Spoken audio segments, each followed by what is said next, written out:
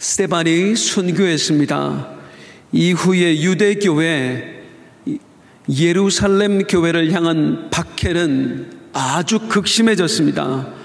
남녀노소를 막론하고 수많은 성도들을 끌어다가 질질 끌어다갑니다. 성경 원어를 보면 때리고 그리고 옥에 가두었습니다. 이 박해 뒤에는 당연히 마귀가 도사리고 있습니다. 마귀는 하나님 나라의 확장을 막기 위해서 기독교인을 말살하려고 했습니다. 이 극심한 박해 앞에서 교회는 어떻게 했습니까? 먼저 이런 사람들이 있었습니다. 자신들의 목숨을 걸고 스데반의 시신을 장사한 사람들이 있습니다. 이런 사람들을 성경에서 경건한 사람들이라고 표현합니다. 성경이 말하는 경건이란 진리를 위해서, 진리를 자기 목숨보다 소중히 여기는 사람, 그 사람을 경건한 사람이라고 하는 겁니다. 겉으로 표현되는 어떤 행동을 말하는 게 아니라 진리를 내 목숨보다 소중히 여기는 것, 그게 참 경건입니다. 사도들 또한 경건한 사람들이었어요. 저들은 이 박해에도 불구하고 예루살렘 교회를 지키기 위해서 예루살렘에 그냥 남았습니다. 하지만 대부분의 성도들은 어떻게 했지요? 도망을 쳤어요. 이 박해를 피해서 다른 지역으로 도망을 쳤습니다. 그런데 놀랍게도 성경은 이들이 도망쳤다라고 말하지 않습니다. 뭐라고 표현하지요? 흩어졌다라고 표현합니다. 왜 그렇습니까? 여기에는 하나님의 섭리가 담겨 있었기 때문입니다. 어떤 하나님의 섭리가 담겨 있었습니까? 이 흩어진 사람들이 무엇을 했는지 한번 보죠. 사도행전 8장 4절 말씀 한번 띄워봐 주시고 같이 읽겠습니다. 시작. 그 흩어진 사람들이 두루 다니며 복음의 말씀을 전할세. 한 번 더 시작. 그 흩어진 사람들이 두루 다니며 복음의 말씀을 전할세. 하나님께서 어떻게 하셨어요? 도망친 사람들로 하여금 예수 복음이 이제 예루살렘을 넘어서 다른 지역에까지 전해지게 하셨습니다. 하나님께서 개입하신 일이기 때문에 하나님의 섭리라고 하는 것입니다. 자, 사탄은 하나님 나라를 막기 위해서 성도를 공격했습니다. 성도들은 어쩔 수 없이 그 박해를 피해서 도망을 쳤습니다. 그런데 하나님께서는 이 도망마저도 당신의 일을 이루시는데 사용하셨다는 거예요.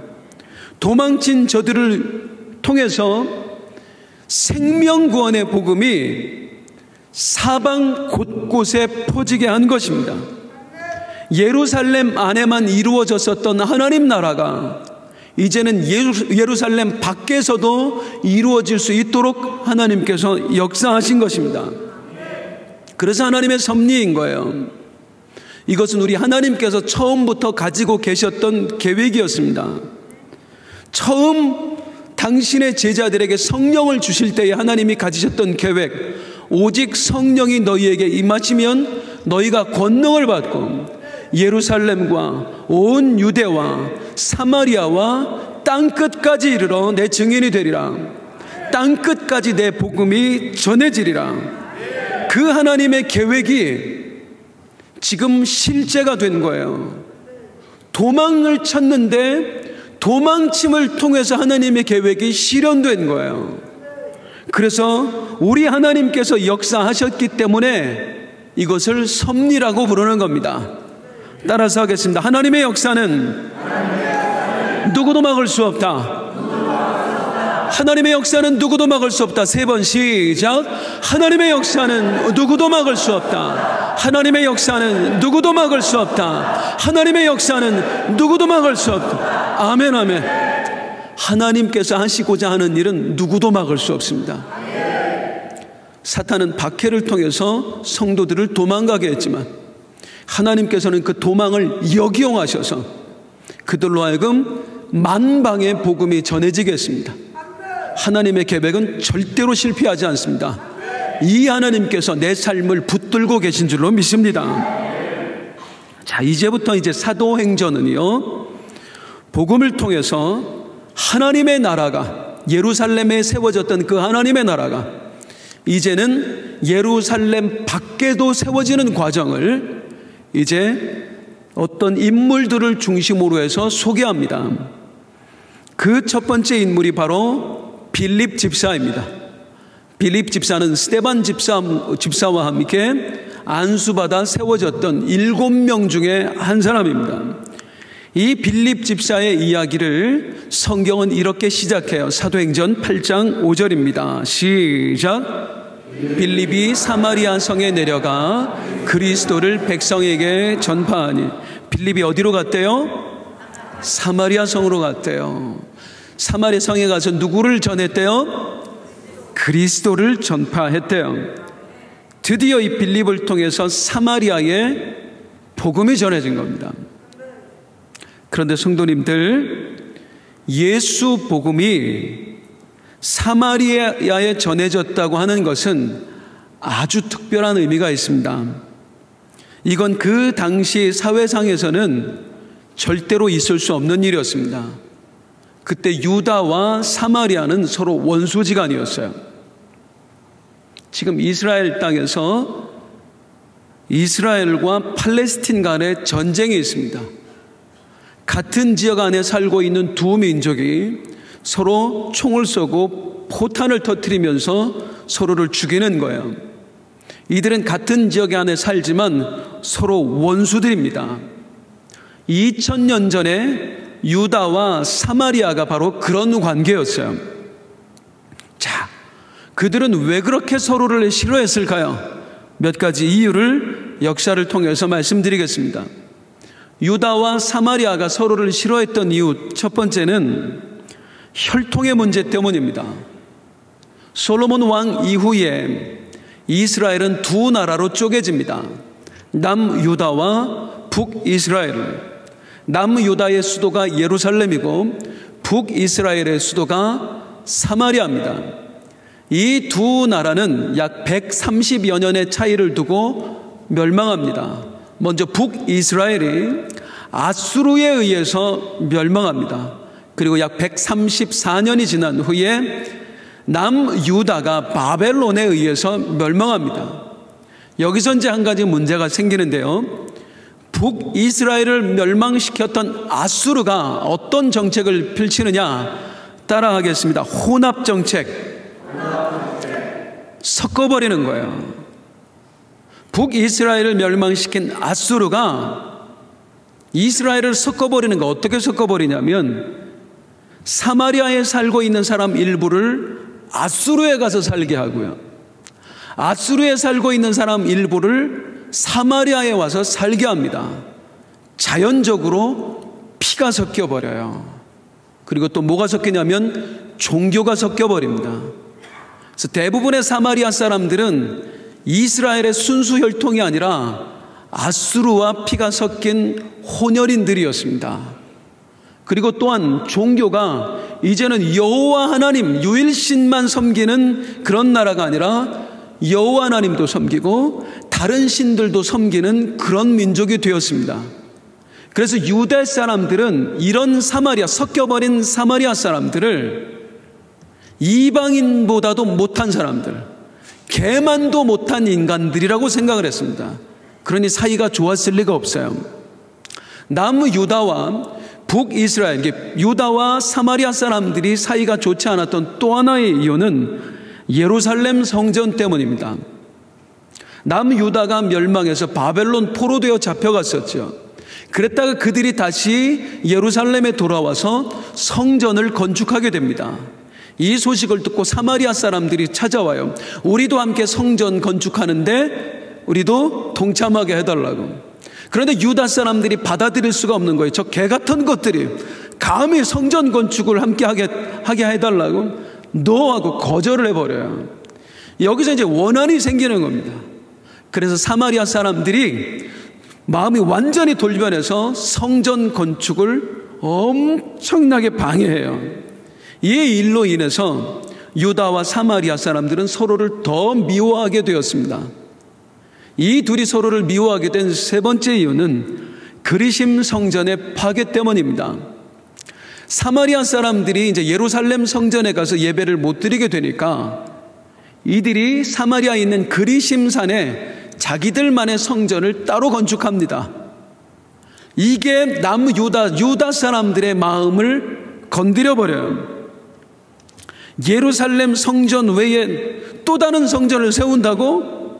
이건 율법을 어기는 일이다. 도저히 용납할 수가 없었습니다. 그래서 유다 사람들이 어떻게 하냐? 사마리아를 공격을 해서 그리심산에 있는 성전을 파괴해 버립니다.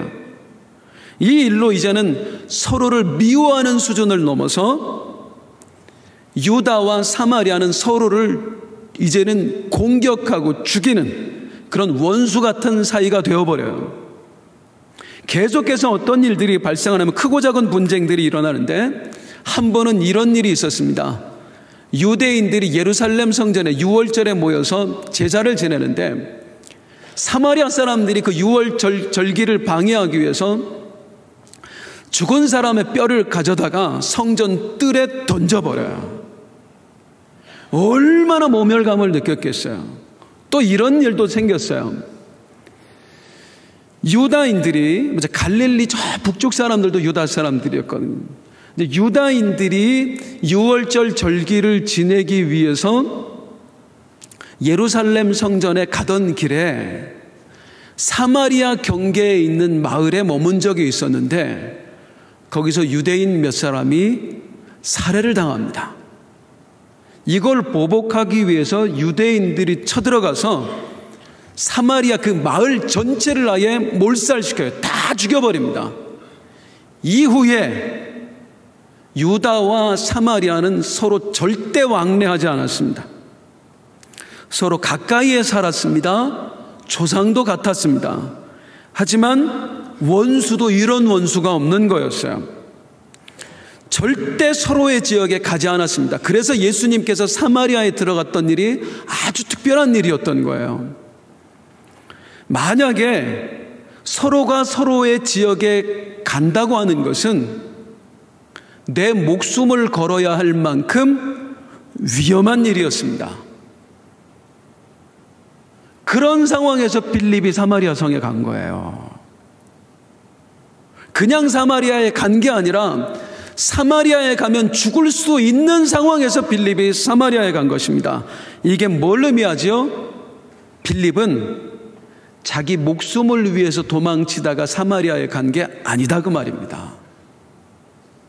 다른 사람은 자기 목숨을 위해서 도망을 쳤을지 몰라도 빌립은 사마리아에 간 이유가 무엇 때문이었어요? 그곳에 복음을 전하기 위해서였습니다.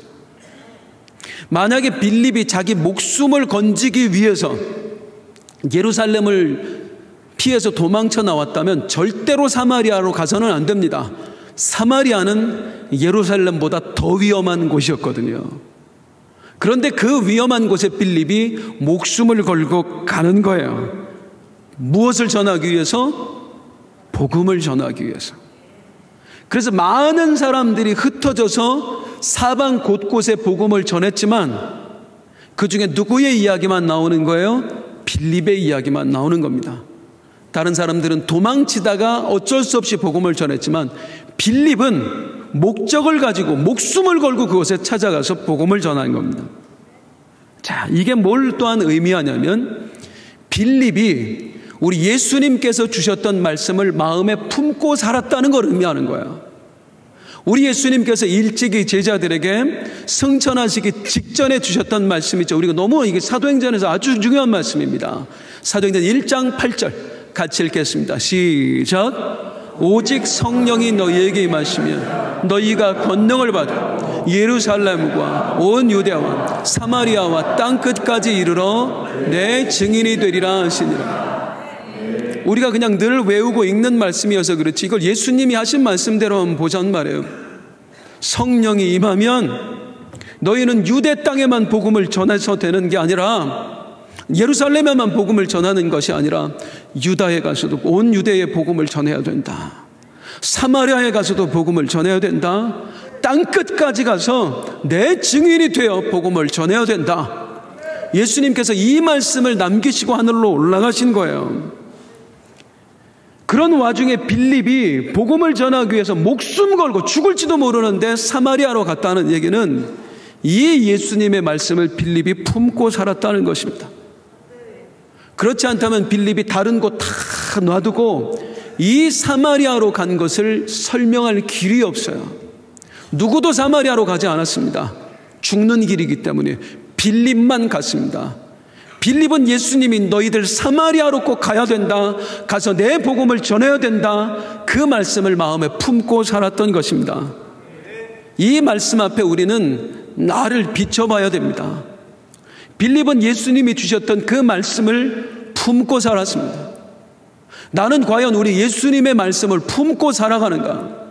언젠가 내가 이 예배당 안에서 말씀을 들을 때에 하나님께서 나의 마음을 강하게 흔들면서 도전하셨던 그 말씀이요, 언젠가 내가 기도할 때에 하나님께서 나로 하여금 나도 모르게 기도가 튀어나오게 하셔서 내가 하나님 앞에 이렇게 하겠습니다 하고 드렸던 서원이요, 그걸 지금도 여전히 품고 살아가고 있는가? 아니면 아무 일도 없었던 것처럼 다 땅에 묻고 살아가는가? 우리는 나 스스로를 이 말씀에 비춰봐야 됩니다. 빌립은 예수님이 주셨던 말씀을 품었습니다. 그리고 때가 되었을 때, 기회가 되었을 때, 예루살렘에 있을 때는 못 나가요. 왜냐하면 맡은 일이 있으니까. 예루살렘 교회 안에서 자기에게 맡겨진 일 있잖아요, 7 집사에게. 그래서 못 나가지만 예루살렘 교회가 흩어지자마자 그 예수님의 말씀을 이행하기 위해서 사마리아로 간 것입니다. 예수님 말씀을 품고 살았던 거예요. 또한 빌립이 사마리아로 갔다고 하는 것은 스데반의 영향이 틀림없습니다. 스데반의 순교가 빌립의 행동에 영향을 끼친 것입니다. 빌립은 자신의 동료였던 스데반이 죽는 장면을 목격합니다. 그 스데반이 순교하는 그 장면에서 빌립은 무엇을 보게 되느냐면 자기 눈에 보이지 않는 하늘에 보이는 것을 보고 스데반이 외쳤던 그 스데반의 음성을 빌립이 들어요. 어떤 음성이죠? 사도행전 7장 55절에서 56절. 스데반이 외칩니다. 죽기 직전에 외쳤던 음성입니다. 시작. 스데반이 성령 충만하여 하늘을 우러러 주목하여 하나님의 영광과 및 예수께서 하나님 우편에 서신 것을 보고 말하되, 보라, 하늘이 열리고 인자가 하나님 우편에 서신 것을 보노라. 스데반이 뭐라고 외쳤어요? 하늘이 열리고 누가 지금 와 계신다? 인자가 누구예요? 우리 예수님께서 지금 저기 와 계신다. 이게 빌립의 마음, 빌립뿐만 아니라 온 초대교회 성도들의 마음을 흔들어 버립니다. 이 외침, 이 스데반의 외침을 통해서 빌립이 무엇을 깨달았는가? 다시 오시마 약속하셨던 우리 예수님께서 정말로 다시 오셨구나. 우리가 착각하는 게 예수님은 말세에만 언제 최후의 그때만, 심판 때만 오신다라고 생각하는데 아니에요. 예수님은요, 스데반 다시 오시마 하고 하늘로 올라가셨던 예수님께서는 스데반이 순교하는 그 현장에 내려오셨어요. 진짜 찾아오셨어요. 그걸 빌립이 스데반의 외침을 통해서 깨닫게 되는 거예요. 정말로 우리 예수님께서 오셨구나. 그걸 통해서 빌립이 알게 된 것, 그리고 우리가 알아야 될 게 뭐냐면, 다시 오실 주님을 맞이하라고 하는 것은 그냥 예루살렘 교회 안에 머물면서 아무것도 하지 않고 그냥 예수님만 기다리라는 이야기가 아니었다는 겁니다. 우리 예수님의 말씀하신 바에 따라서 어떻게 너희는 가서 예루살렘의 복음을 전하고 온 유대의 복음을 전하고 사마리아의 복음을 전하고 땅끝까지 복음을 전해야 돼. 심지어 너희가 죽는 한이 있더라도. 그러면 너희가 내 복음을 전하다가 핍박을 당하고 죽는 그 현장에 내가 너희를 찾아갈 거야. 주님 다시 오신다는 말씀은 그 말씀이었어요. 그걸 빌립이 깨닫는 거예요. 아, 우리 주님을 기다린다고 하는 것은 그냥 여기 머물러서 되는 게 아니구나. 주님의 말씀대로 행할 때에 내가 주님 다시 오심을 경험할 수 있겠구나. 가자. 사마리아로 가자. 주님을 위해서 내 목숨을 바치자. 내 친구 스데반이 그랬던 것처럼 나도 함께 가서 죽어. 우리 주님을 위해 한번 죽어보자. 그리고 우리 주님을 한번 맞이해보자. 그렇게 가는 거예요. 그게 영광 중에 우리 주님을 맞는 법이라는 것을 빌립이 깨달았던 것입니다. 우리가 이걸 깨달아야 되는 거예요. 이걸 깨달아야 되는 거예요. 주님 내 삶에 임하시옵소서. 내 삶에 역사하시옵소서. 지금 이 순간도 우리에게 찾아오실 줄로 믿습니다. 역사하실 줄로 믿습니다. 주님 마지막 때 최후의 심판 때만 우리에게 임하시는 거 아니에요. 주기철 목사님의 순교 현장에 주님 찾아오신 줄로 믿습니다. 손양원 목사님의 순교 현장에 찾아오신 줄로 믿습니다. 당신의 사람들이 당신의 말씀을 지키기 위해서 목숨을 거는 현장에 우리 주님 찾아오십니다. 그게 진짜 주님을 맞이하는 방법이에요. 사랑하는 성도님들, 어떤 모습으로 주님 맞을 준비를 하며 살아가십니까? 우리 주님 다시 오실 날 정말로 부끄러움 없이 그분을 맞이하실 수 있으십니까? 주여, 힘들지만 버텨볼게요. 이 수준이어서는 안 돼요. 주님 다시 오실 때에 나에게 맡기신 사명 감당하다가 우린 주님 맞아야 됩니다. 내가 사명 감당할 때 주님 오시는 거예요. 사명 감당할 때. 자, 빌립이 이제 사명 감당하기 위해서 목숨을 걸고 사마리아로 갔습니다. 그리고 그곳에 복음을 전하자 어떤 일이 일어났는가? 사마리아에 일어난 일입니다. 수많은 사람들이 빌립이 전한 복음을 듣고 예수님을 영접합니다. 그리고 사마리아에 일어났던 현상입니다. 사도행전 8장 8절 시작. 그 성에 큰 기쁨이, 한 번 더 외쳐볼게요. 시작. 그 성에 사마리아 성에 큰 기쁨이 있었대요. 그런데 이 말은 단순히 사마리아 사람들이 복음을 듣고 기뻐했더라만을 의미하지는 않습니다. 이 말이 의미하는 바는 이것입니다. 사마리아 성 안에 하나님 나라가 이루어졌다. 하나님 나라가 이루어졌다. 그게 무슨 말인지를 이제 설명을 드릴게요. 우리 다시 한번 사도행전 통해서 제가 계속해서 하나님 나라에 대해 말씀드리고 있는데, 우리 하나님 나라의 개념을 다시 한번 정리하고 가자는 말이에요. 하나님 나라가 이루어졌다고 하는 것은 단순히 그곳에 복음이 전해졌다, 예수 믿는 사람들이 늘어났다 차원을 이야기하는 게 아닙니다. 예루살렘에 복음이 전해져서 예수 믿는 사람들이 생겨났으니까 예루살렘에 하나님 나라가 세워지고, 사마리아에 복음이 전해져서 사마리아에 예수 믿는 사람들이 생겨나서 사마리아가 하나님 나라가 되고, 안산에 복음이 전해져서 안산 땅에 예수 믿는 사람들이 많아지니까 안산이 하나님 나라가 되고, 이런 게 아니라고요. 하나님 나라는 그렇게 세워지지 않습니다. 하나님 나라에서 가장 중요한 개념은 무엇입니까? 따라하십니다. 하나님의 통치. 하나님의 통치입니다. 예루살렘 성도들이 복음을 영접했기 때문에 하나님 나라가 되는 게 아니고요, 복음을 영접한 저들 안에 하나님의 통치가 일어났기 때문에 그것을 하나님 나라라고 하는 거예요. 예수 그리스도를 영접한 사람들이 자기의 목숨을 걸고 하나님 뜻에 따라 살면서 하나님의 원하심을 예루살렘 안에 펼쳐놨기 때문에, 그래서 예루살렘 교회 안에 하나님 나라가 이루어졌다고 하는 것입니다. 하나님의 통치가 하나님 나라에서 가장 중요한 거예요. 그래서 다시 한번 복습하는 의미에서 말씀드리면, 예루살렘 교회 안에 일어났던 하나님 나라는 어떤 하나님 나라였어요?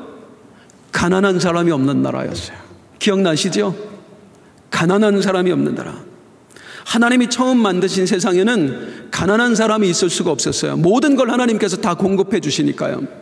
그런데 인간이 죄로 말미암아 에덴 동산에서 쫓겨났습니다. 이 땅은 가시와 엉겅퀴로 가득한 세상입니다. 자원이 부족할 수밖에 없죠. 자연적으로 힘센 자가 약한 자의 것을 뺏으며 살아갑니다. 약육강식의 시대. 가난한 사람이 생길 수밖에 없는 거예요. 죄악이 가득한 세상은. 그런 세상에서 하나님은 이스라엘 백성들을 선택해서 저들로 하여금 하나님 나라를 이루고자 하셨습니다. 그리고 여러 가지 하나님 나라를 만들어가는 중에 하나님은 가난한 가난한 사람이 없는 나라를 이루는 방법을 알려주세요. 몇 가지 제도를. 처음에 뭐였지요? 안식년. 7년에 한 번씩 너희에게 빚진 사람이 있으면 빚을 탕감해줘라. 빚 대신에 너희에게 종살이를 하고 있는 사람들이 있으면 종살이에서 풀어줘라. 그래서 그들이 먹고 살 수 있게 해줘라.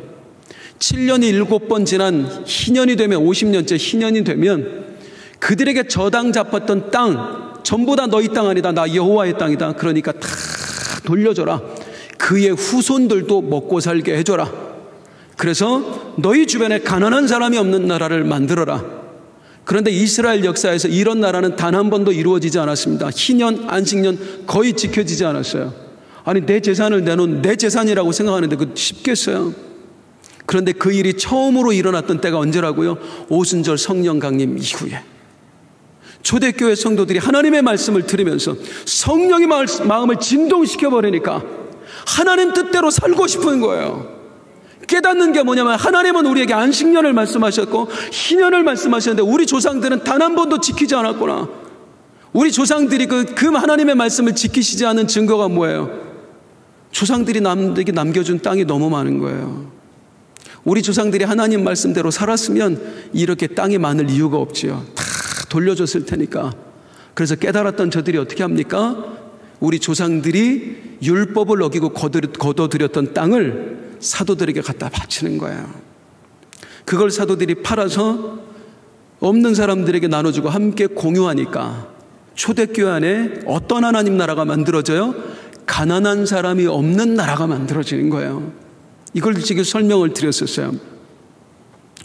그러면 예루살렘 교회 안에 이루어졌던 나라는 가난한 사람이 없는 나라였다면, 그러면은 사마리아에는 어떤 하나님 나라가 이루어졌을까요? 따라하겠습니다. 미리 정답부터 말씀드리는 게 좋을 것 같아요. 원수가 없는 나라. 한 번 더. 원수가 없는 나라. 하나님께서 복음을 통해 사마리아에 이루게 하신 하나님 나라는 원수가 없는 나라였습니다. 처음 하나님이 만드신 세상에는 원수가 없었어요. 사람은 하나님을 자기 목숨처럼 사랑했고요, 자기 남편과 아내를 내 몸처럼 사랑했습니다. 그게 처음 하나님 만드신 나라였습니다.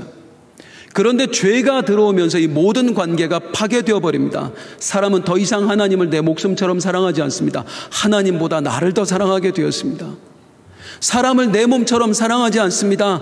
남편과 아내가 서로를 원망해요. 형제와 형제가 서로를 죽이는 일이 발생을 하는 거예요. 부모와 자식 간에 서로 믿지 못하는 일이 생겨납니다. 다 원수되어 버린 겁니다.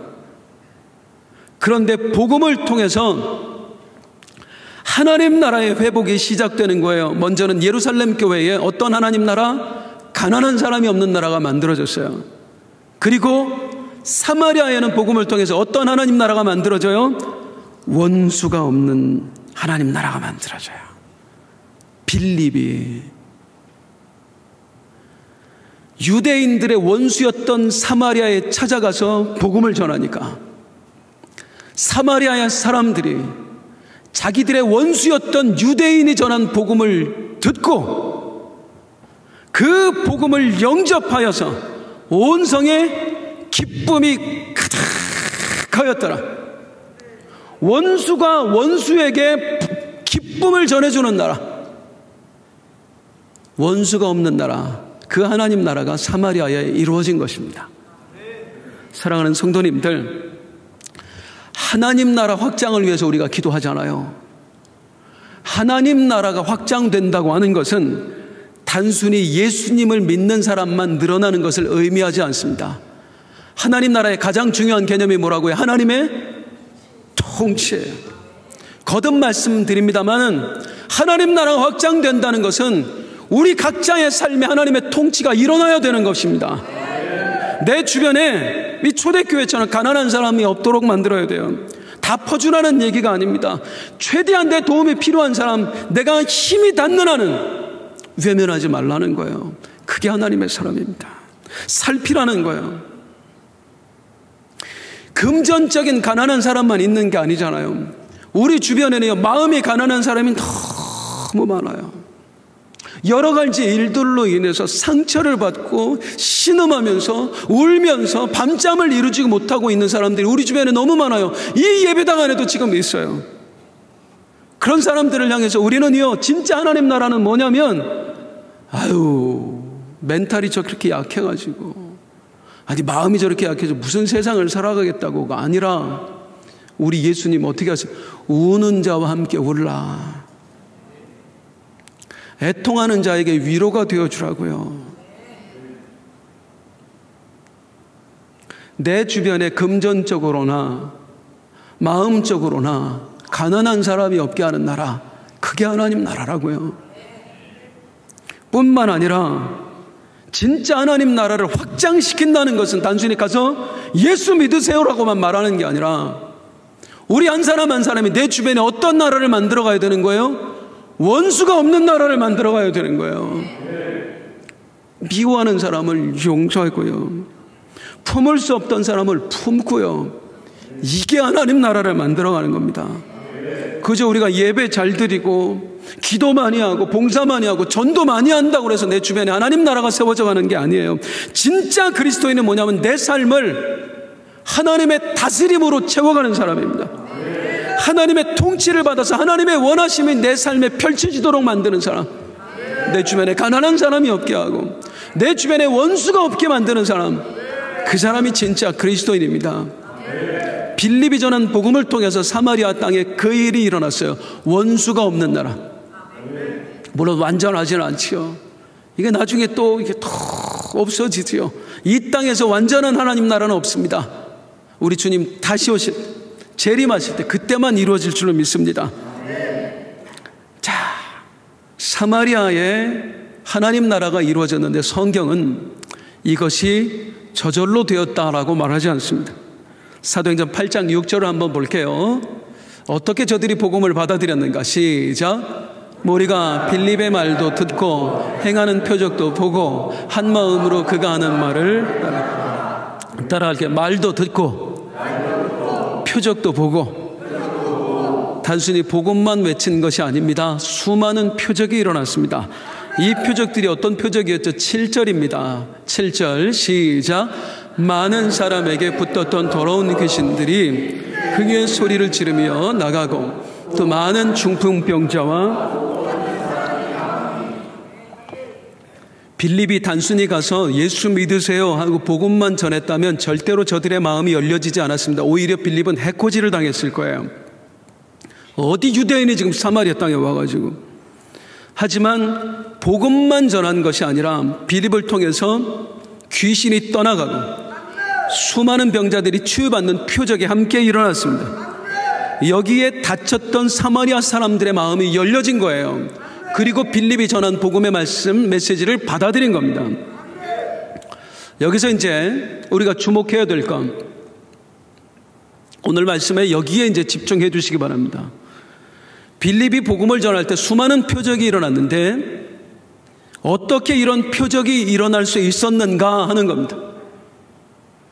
즉 우리 삶의 어떤 때에 어떻게 해야 우리 삶의 기적을 경험할 수 있는가, 이제 빌립을 통해서 한번 우리가 깨달아 보겠습니다. 빌립이 능력의 사람이었기 때문에 표적이 나타났는가? 물론 그럴 수 있어요. 그럴 수 있어요. 그런데 오늘 본문의 흐름을 보면은요, 이 표적은 빌립이 가진 능력 때문이 아니었습니다. 좀 뒤로 가면 어떤 이야기가 나오냐면, 시몬이라고 하는 사람이 이 빌립이 행했던, 또 사도들이 행한 능력을 돈을 주고 사고 싶어 합니다. 그때 베드로 사도가 그 시몬에게 했던 이야기가 있어요. 사도행전 8장 20절입니다. 시작. 베드로가 이르되 내가 하나님의 선물을 돈 주고 살 줄로 생각하였느냐. 자, 말인즉슨 지금 사마리아에 일어났던 모든 표적은 무엇이라는 거예요? 하나님의 선물이라는 겁니다. 따라하겠습니다. 하나님의 선물. 하나님의 선물이었습니다. 빌립이 복음을 전할 때 나타났던 표적들, 귀신이 떠나갔던 역사, 수많은 병자들이 치유받았던 역사, 빌립의 능력 때문이 아닙니다. 하나님의 선물이었습니다. 다시 말하면요, 빌립이 목숨 걸고 예수 복음 전할 때에 하나님께서 그 모습을 보시고 수많은 표적들을 통해서 이 빌립의 사역을 지원해 주셨다 그 말이에요. 언제 기적이 일어난 거예요? 빌립이 하나님을 위해서, 복음을 위해서 자기의 목숨을 걸었을 때 기적이 일어났습니다. 빌립이 목숨을 걸었을 때. 우리는 늘 어떻게 말하느냐 하면 기도 응답이 안 되면 내가 능력이 없어서 그래.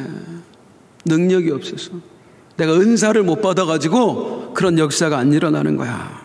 하나님이 나 같은 사람에게 표적을 주시겠어? 나 같은 사람의 기도를 들어주시겠어? 우리가 기도의 응답이나 어떤 특별한 역사를 자꾸만 능력의 차원에서 생각해요. 그리고 나는 능력이 없어서라고만 얘기해요. 나는 능력이 없어서 표적이 안 일어나는 거야.